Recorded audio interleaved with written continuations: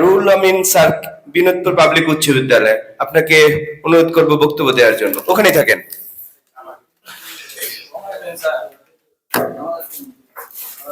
নাহমাদুহু ওয়া নুসাল্লি আলা রাসূলিল কারীম, আম্মা বাদ, ফাকাদ ক্বালা আল্লাহু তাআলা ফি কালামিহিল মাজিদ ওয়াল ফুরকানিল হামিদ। আউযু বিল্লাহি মিনাশ শাইতানির রাজীম।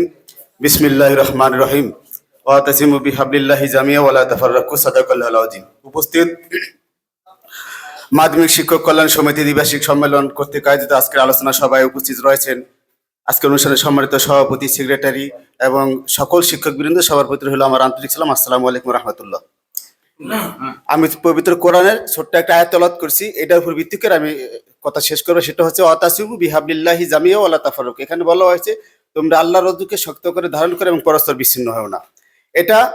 এটা যারা বুঝাতে চাচ্ছে এটাই আল্লাহর রজ্জু শক্ত। আল্লাহর রজ্জু মানে এখানে যারা আছে পৃথিবীতে আছে, এটাকে আমরা এককভাবে সবাই ধরে রাখবো। এটা আপনি দেখেন না, যদি একজন কৃষকদের মধ্যে এই আয়াতটা ফলো করেন তাহলে কৃষকরা সবাই ঐক্যবদ্ধ হবে। যদি ছাত্র সমাজের কাছে নেন তারা ঐক্যবদ্ধ হবে। শিক্ষক সমাজের মধ্যে নেন তারা একইভাবে ঐক্যবদ্ধ হবে। তো এই আয়াতের উপর ভিত্তি করে, যেমন দেশ স্বাধীনতা অর্জন করা সহজ, রক্ষা করা কি কঠিন।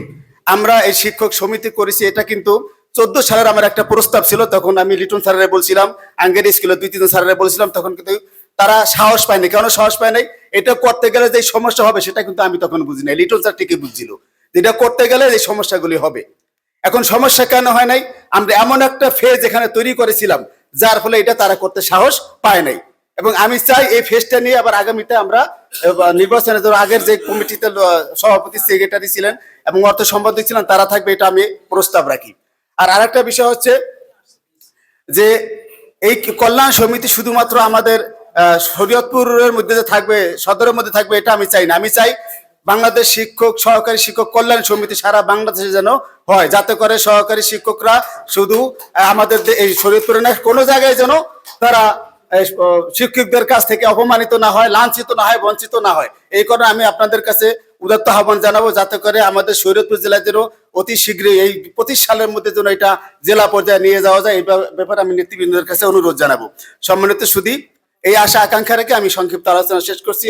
আলহামদুলিল্লাহ রাব্বিল আলামিন। আসসালামু আলাইকুম ওয়া রাহমাতুল্লাহি ওয়া বারাকাতুহু।